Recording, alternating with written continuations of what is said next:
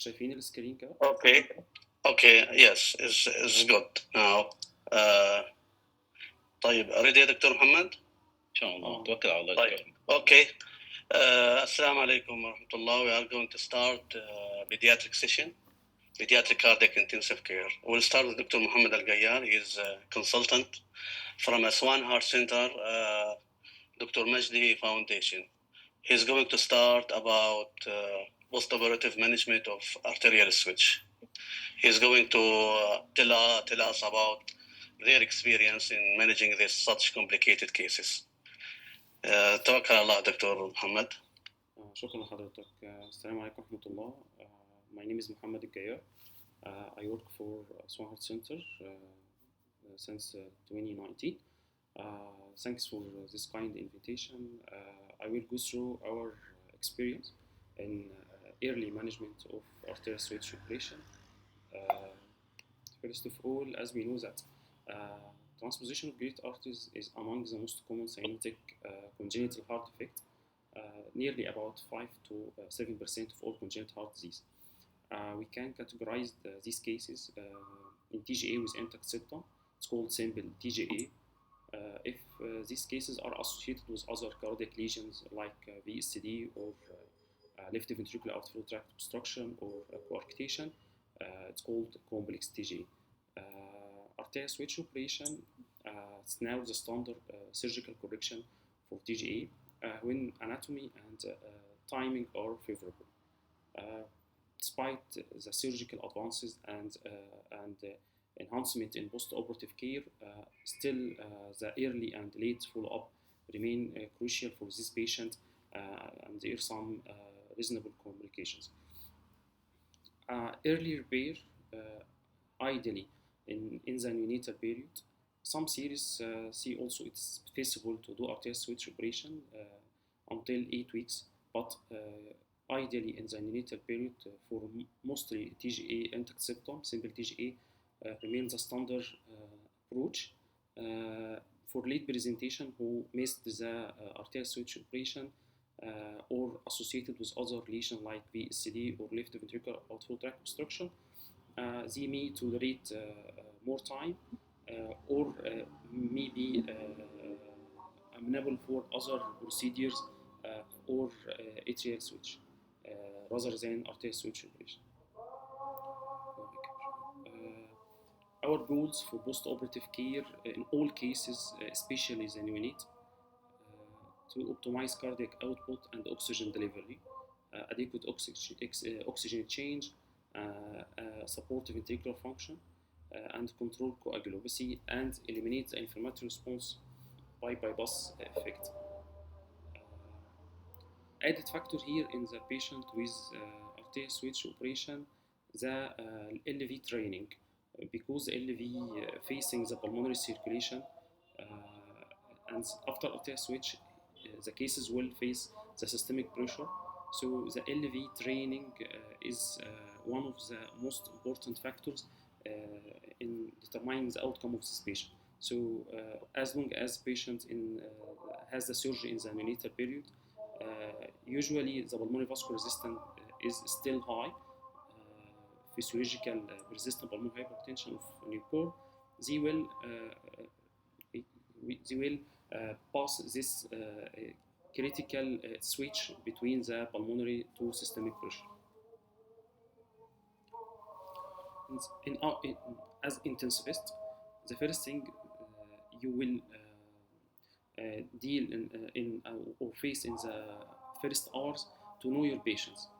So we have to stratify our patients first. So we should know the anatomy details. The coronary type, it's usual from the posterior facing sinus, or it's unusual or complicated course. This is one of the most important factors. If there is added ventricular septal defect or left ventricular outflow tract obstruction, or if there is abnormality, any anatomical abnormality. As we said, age is one of the most important factor in determining the outcome of the patient. As the patient is in the neonatal period, he usually will have a better outcome. Late switch beyond the first months in TGA intact septum usually have a more complicated course and they may need mechanical support. Other factors like general condition, infection parameters, did the patient was had the patient have earlier Roshkind, so this earlier Roshkind may easy to dilute the left ventricular volume and make his post-operative course also difficult. Is the patient was the patient on Prostin, sometimes make like inflammatory response, tissue edema, make the tissue fragile or edematous. The operative details. We should receive all the data from the surgeon and the anesthesia team. How was the surgery? How was the bypass weaning? Does patient the ventricle jump after the operation, or if there is like ventricular arrhythmia, or if there is a poor function, there is a concern about the coronary anastomosis, if there is a concern about bleeding, all this value or information are very important to manage the patient in the first hours. So we start, all the patient in the first 24 hours or the first course will have invasive hemodynamic monitoring. Arterial line, CV line, LA line, they are routine for all arterial switch operation. Surface ECG and 12 lead ECG, and other tissue perfusion indicator like mixed venous saturation, lactate, acid status, core to periphery temperature gradient, capillary fill time. Usually urine output in the first hours is affected, so it is not a good indicator of cardiac output. Echocardiography, if there is residual lesions, how is the ventricular function, if there is valve regurgitation, any concern about there is regional wall motion suggests that there is ventricular ischemia or not. All these values either from the OR transesophageal or in the post-operative ICU by transthoracic echocardiography. Usually all the patient need inotrope support. In our center we routinely give the patient Mirinon, usually without loading, a small dose noradrenaline. If we accept low normal blood pressure values like 35 to 45 for newborn, usually are accepted and enough for tissue perfusion. For sure, older children or infants may need higher pressure. Our main consideration, good flow with low normal blood pressure is the best for this ventricle that face now the systemic pressure. If there is still hypotension, significant LV dysfunction, we give adrenaline. So adrenaline in our center is not a routine for all cases, just if there are concern about the function and still hypotension after the standard inotropes. LA pressure should be maintained around 10. Higher value may cause more deterioration and the pulmonary edema and more worsening of the ventricular function. Sometimes we use a straight dose of hydrocortisone or solomedrone, but not routine. Junction ectopic tachycardia is quite common after arterial switch operation, and usually the patient not tolerating, so it needs immediate management. Ischemia-related arrhythmia, mainly ventricular arrhythmia, give concern about the coronary perfusion and anastomosis.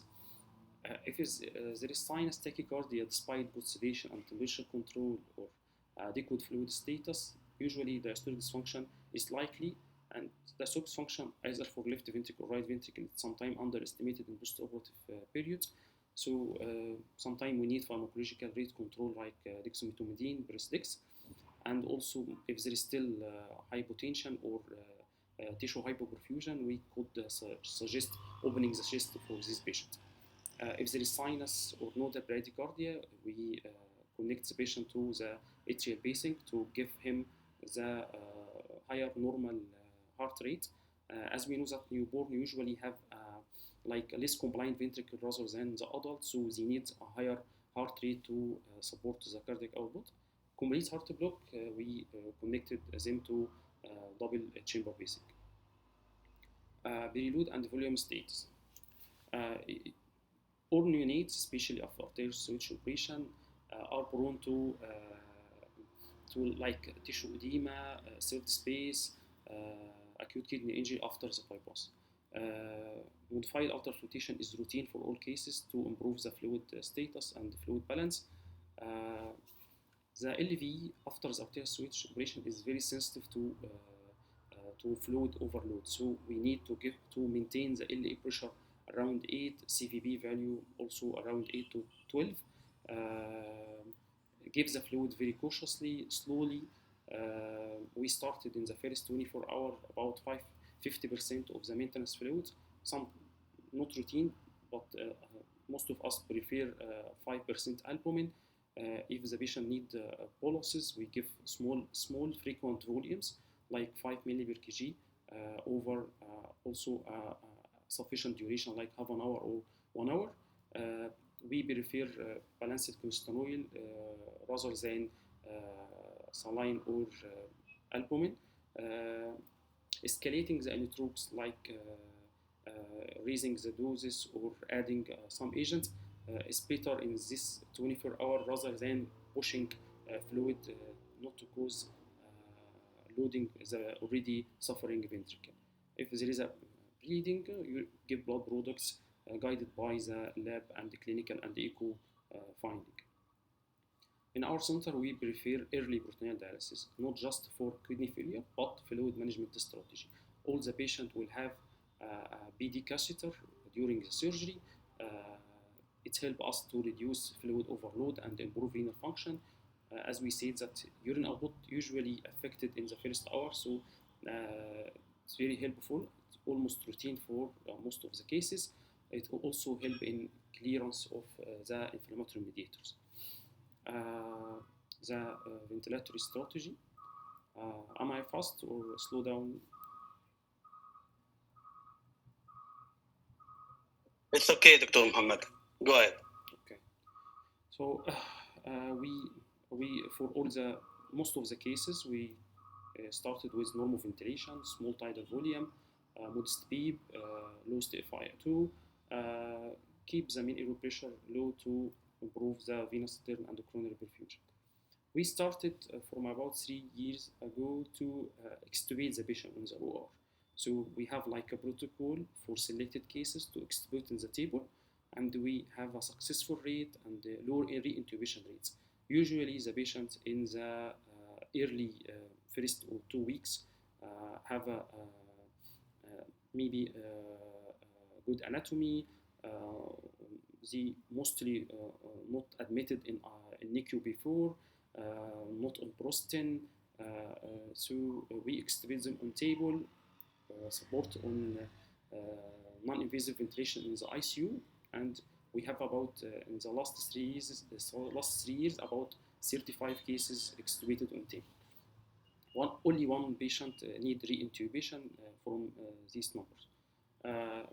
When switch patients are good candidates for early or on-table extubation, as we said, usually simple cases, short bypass time, good coronary anatomy, good function, minimal bleeding, stable hemodynamics.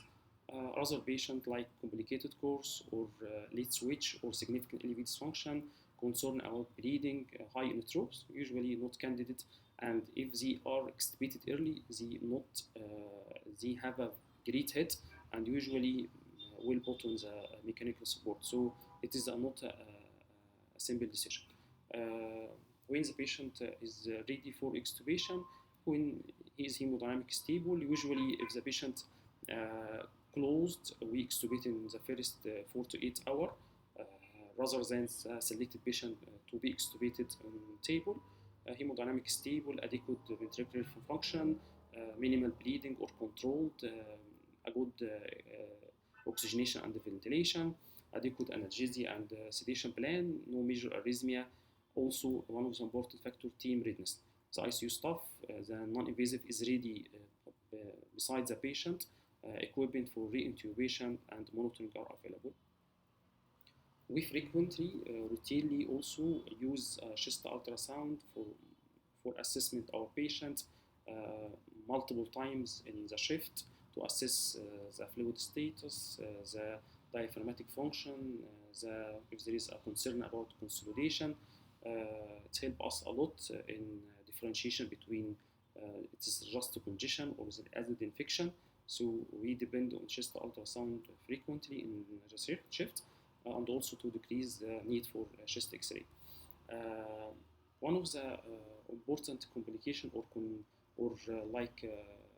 problems sometimes we face after extubation, the pulmonary condition, and there are multiple risk factors like the LV is still suffering, there is LV dysfunction, elevated left atrial pressure or left ventricular end-diastolic pressure and causing pulmonary edema, if there is mitral regurgitation, if there is a residual VSD is not at rest during a surgery, maybe cause for pulmonary congestion. So if we face a P-line profile, we search for these causes. One of also the causes, the epicollateral, aortopulmonary collaterals, most of the 3 minutes, Dr. Muhammad. Okay.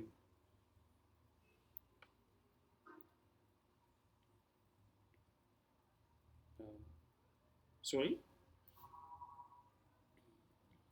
Just 3 minutes left, Okay. Dr. Muhammad. 3 minutes, okay, super, thank you.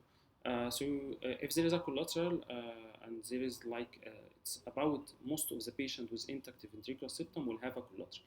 So sometimes they struggle us to extubation the patient or keep the patient on non-invasive ventilation. But most of them regress by the time and rarely need CAS closure. We routinely use non-invasive ventilation or analgesia sedation according to the central protocol. We use morphine infusion. We have a bad experience with fentanyl, dexamethasone, paracetamol regular, midazolam only for long course cases. Neuromuscular blockage not routine, just for severe hemodynamic instability, poor ventilation, pulmonary hypertensive crisis, or during the procedure. Coagulopathy, one of the bleeding and coagulopathy, one of the major complication post-surgery. There is a lot of sutures during the procedure, so bleeding one of the major concern, and also added to the bypass effect. So we support with blood products. We have a liberal use of Novo 7 where the surgical bleeding ruled out. GIT and nutrition usually start as the patient is stable in the first 24 hours. We give concern for cardiac neck in patient with who were on Prostin, or if there is arch problem. If the patient not receiving reasonable calories in the second or third day, TBN usually added. Open chest, usually it's not a routine for if there is a concern about edema, bleeding, high inotropes, impaired function. We receive the patient open, and after stabilization about 48 hours, hemodynamic stable, minimal bleeding, stable ventilation, resolved edema, we encourage the surgeon to close the patient to decrease the risk of infection. ECMO, if all the measures failed, despite the good inotropes and the ventilation and the fluid status, and also keeps the patient open, we put the patient ECMO. As the patient put early, outcomes will be better. Early reoperation in the early period, usually need for pacemaker. If there is a diaphragmatic paralysis, this patient usually not tolerate diaphragmatic injury, so we maybe require diaphragmatic plication, or there is a coronary kink or stenosis. We published our experience in diaphragmatic paralysis and need for plication for our patients. Arterial switch, one of the highest patients need plication. Quickly, if the patient receives the patient closed, in the 24 hours, the risk of low cardiac output, bleeding, arrhythmia, in the support with ventilation and the inotropes and the meticulous or fluid status to be considered. In the next 24 hours, we remove the chest drain, arterial LA line, and access for extubation. The next 3 days, we inform the non-invasive, establish feeding, then transport to the patient to the ward, and after that to his parents. If it's open, it will long the duration. Usually we close on the second or third day, and we then go as closed cases. First, our experience, we have a high volume of arterial switch operation cases. We operate about 80 to 100 cases per year. We represent our mortality cases about 8 to 9 cases per 100, and mostly of our cases, the mortality cases usually due to infection or sepsis. Most of these patients are transported from another center or hospital before the surgery. From 2016 to 2025, we operated about 1,000 cases of arterial switch operation. Our median ventilation time of about 2 to 3 days, ICU stay about 5 days, and hospital stay in mean about 21 days.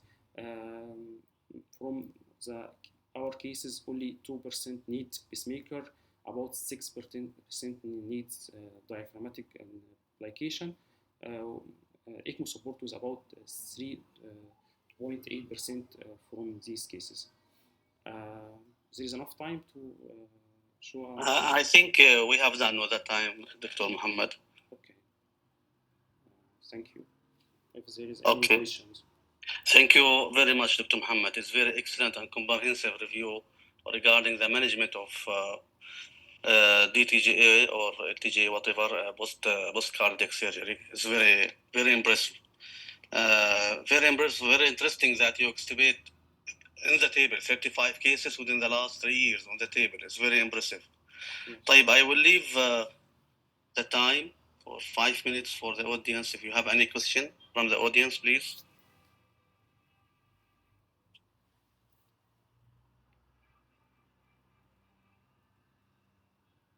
Any question? Dr. Muhammad, how frequent the surgeons they are putting LA line? Is it routine for every case? Routine. Yeah, for every case. Every switch cases. LA line is supposed to be there. Yes. What is the frequency of complication? Did you suffer from any complication regarding the LA line? Rarely. I remember only one case is LA was cut and they need reopening. There is no bleeding. You put the LA line in the atrial appendage. So rarely I remember there is a complication from LA line. Okay. We remove the LA line once patient give us impression. We need the value that or the number that keeps the patient perfused, and in 2 to 3 days we remove it. If there is difference between if there is open chest or closed chest for LA line, or supposed to be just for open chest? No, all cases. All cases. Closed. Okay. So the complication, it will be higher with in the case of closed chest, or the same? For my experience, the same. There's no concern about the LA line for us, and it's almost a keep. If the patient, I remember one patient without LA line, we almost wasn't in dark, so it helped us a lot. Okay, what's your experience about the diaphragm paralysis? It's a routine for every confirmed paralysis to do application, or you will give sometimes for non-invasive? As I have published our experience in World University Journal last year. My conclusion from I studied the patients that had diaphragmatic application. If the patient less than 1 year, it is diaphragmatic, it is paradoxical movement rather than just the diaphragm not move. In single ventricle patient, they need application. Okay, excellent. And what is the modality to diagnose the diaphragm paralysis or paresis? Is fluoroscopy is mandatory, or just you are enough with the ultrasound? This is the last question for you. Okay. In the last years, fluoro was mandatory. But after our experience in the ultrasound, we now for sure the surgeon may need the fluoro, ask for fluoro to make sure that he need plication, but we can enough with chest ultrasound or diaphragmatic ultrasound. Excellent. Thank you very much, Dr. Muhammad, again, about very impressive review. And I'm very impressed about this extubation on the table for the TGA patient. And 35 cases, and I think it's 10 cases per year. It's not small. It's very encouraging. Thank you very much. Thank you for the invitation. Dr. Muhammad, thank you very much. Dr. Muhammad Samir, are you ready? Yes. Shall I start? So, Dr. Muhammad Samir is consultant in pediatric intensive care in Medina Cardiac Center. He will tell us why the intubation or reintubation is different in the children with cardiac heart disease comparing to the children without congenital heart disease. Can you see my